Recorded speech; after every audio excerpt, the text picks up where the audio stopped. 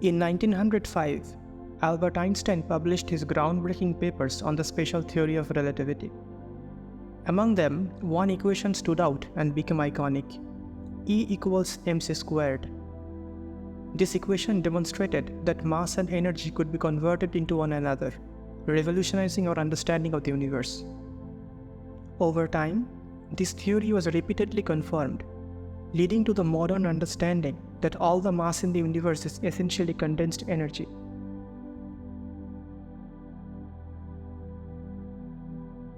Another fundamental principle in physics is the law of conservation of energy, which states that the total amount of energy in the universe remains constant. Energy can therefore neither be created nor destroyed, but only transformed. When we combine Einstein's equation with the law of conservation of energy, a profound conclusion emerges. For a new matter to be created, existing matter must be destroyed and its energy recycled. Creation and destruction are thus two sides of the same coin. This principle is universal, applying to everything from the cosmic to the atomic, and from the living to the non-living. In other words, every system undergoes cycles of growth and decay to coexist within the universe. Humanity, as a collective entity, follows this cycle of growth and decay, as do individual humans. This duality manifests in our psyche, where growth is perceived as order and decay as chaos. Ancient cultures recognized this duality, expressing it through symbols like Yin-Yang, Shiva-Shakti, and the blade and chalice. These symbols, known as archetypes, captured the essence of ancestral wisdom as patterns of thought, belief, and behavior. If you are not familiar with this term, I have made a detailed video on that topic that might interest you. But why this association?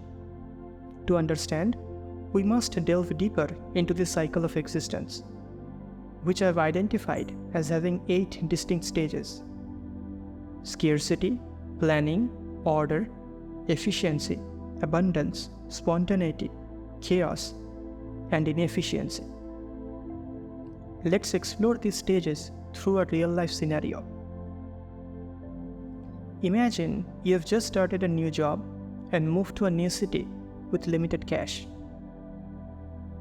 You begin in a state of scarcity, realizing your paycheck might not cover all your expenses.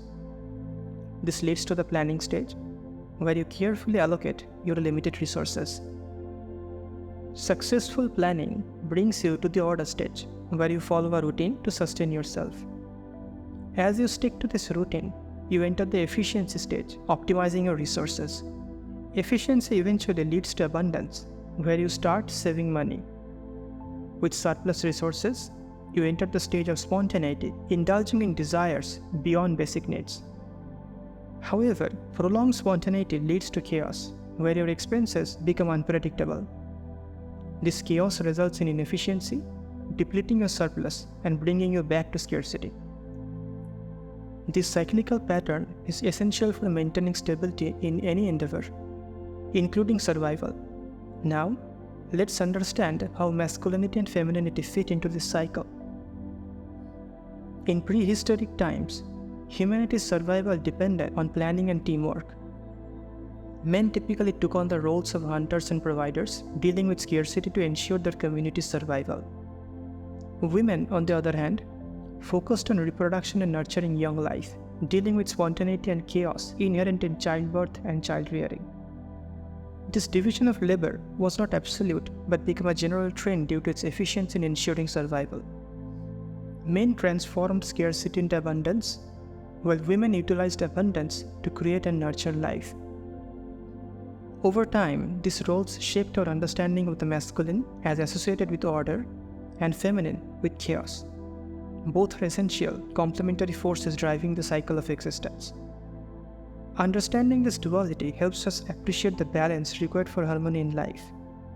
Embracing both order and chaos, the masculine and feminine, allows us to navigate the cycles of existence with wisdom and grace.